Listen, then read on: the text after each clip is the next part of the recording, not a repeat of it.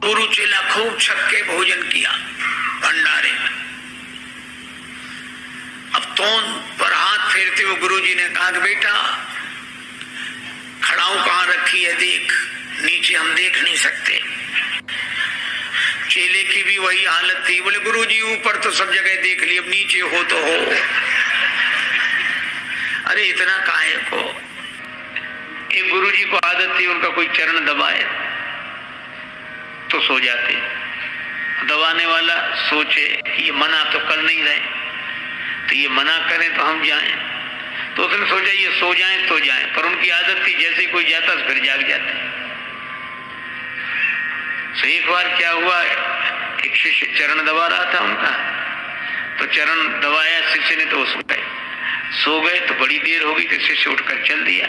जैसे ही चला तो आंख उनकी खुल गई, तो तुरंत बोले हाँ बेटा तुम्हारे घर में और कौन कौन है? तो उसने कहा कि माता पिता और हम लोग 4 भाई। अब ये सुनता कौन, तब तक और सो गए। थोड़ी देर फिर उसने शिष्य ने देखा कि अब ये सो गए तो फिर जाए हम। वो जैसे ही उठकर जाता वैसे ही जाग जाते। हाँ तो कितने भाई हो? तो उसने फिर कह दिया कि 4, पर वो उत्तर सुनने के पहले ही सो जाते थे। और जैसे उठकर चले तो जाकर फिर पूछते हाँ कितने भाई हो? तो शिष्य उत्तर देते देते थक गया, कब तक कहे कि 4 भाई हैं। जब चौथी बार भी उन्होंने यही पूछा कि हाँ तो कितने भाई हो? सो चेला बोला गुरुजी अब तक तो 4 हैं, सवेरे तक 3 बचेंगे।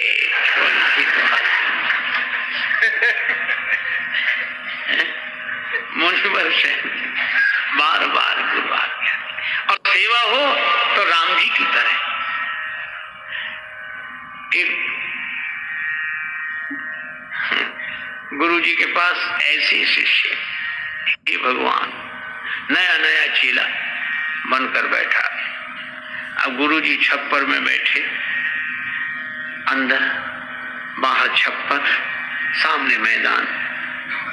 तो गुरु जी ने कहा कि बेटा वर्षा होने लगी है और गाय मैदान में बंधी हुई है, उसको बंधन से मुक्त करो ताकि वो भी छाया में आ जाए।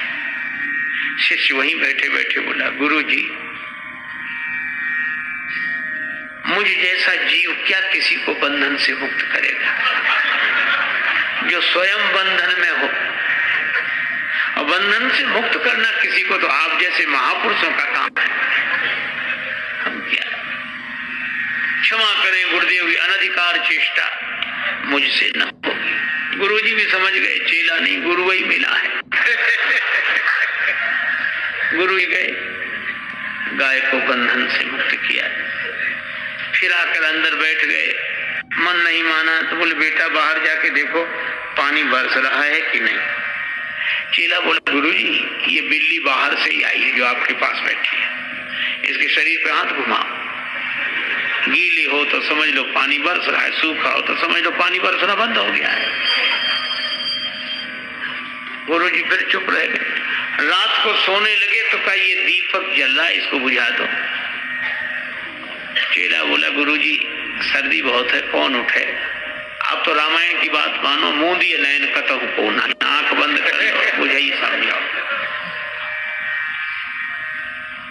गुरुजी सरल स्वभाव के थे, कुछ नहीं बोले, चलो ठीक। दूसरे दिन सवेरे सवेरे एक भक्त लड्डू लेकर आया, 1 किलो लड्डू, भगवान को भोग लगाओ, सबको बांटो।